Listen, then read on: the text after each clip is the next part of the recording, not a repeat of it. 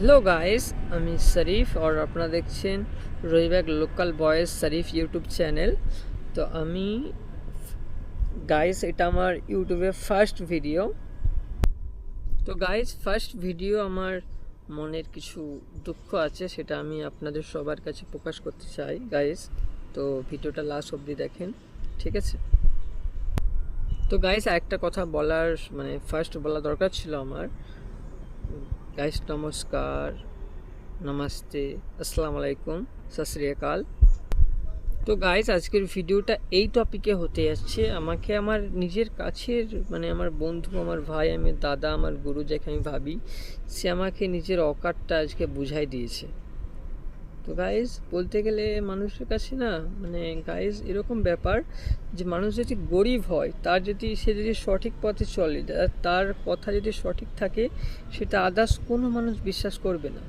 আর মানুষের কাছে যদি পয়সা থাকে, সে যদি ভুল কথা বলে, ভুল যদি বদনাম করে, তার কথাটাই বেসিক্যালি এখন জামানায় ঠিক এটাই, বুঝতে পারছেন? বলতে গেলে গাইস আমার খুব কষ্ট লাগলো যে আমার কাছের মানুষ, যাকে আমি নিজের গুরু ভাবি, সে আজকে আমাকে এরকমভাবে একটা বদনাম দিবে, এটা আমি কোনোদিনও ভাবতে পারি না। তো গাইস আমি একটা গরিব গ্রামের মানুষ। আমার ছোটোবেলা থেকে গাইস একটা স্বপ্ন যে আমি একটা বড় ছোটোখাটো কোনো ইউটিউবার হব, নিজের ফ্যামিলিকে সাপোর্ট করব,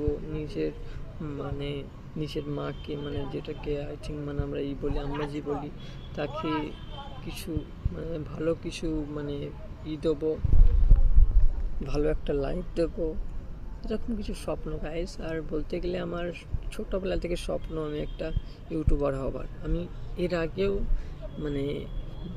ফ্রি ফায়ার গেম নিয়ে ভিডিও বানাতাম। সেই আইডিটা একটা অ্যাক্সিডেন্টের জন্য হয়ে গেছিলো, ডিলিট হয়ে গিয়েছিলো।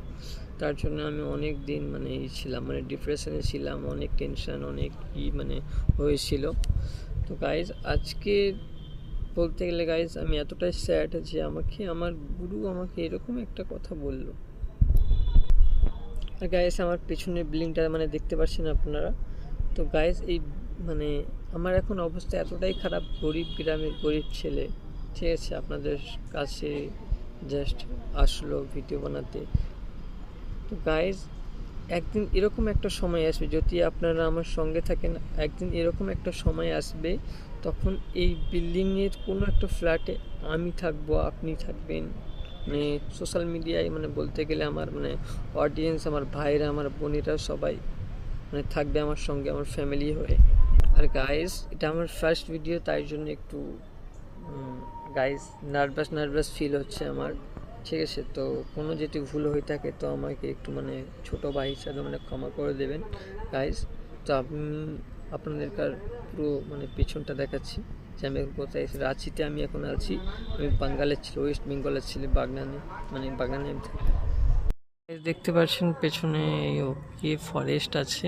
তো গাইস আমি বেসিক্যালি বলতে যাচ্ছি যে গাইস গরিব মানুষদের না কেউ বোঝে না। গরিব মানুষদেরকার লোকরা এটাই ভাবে যে তারা একটা পোকা মাকড় ককরোচ টাইপের কোনো মানুষ।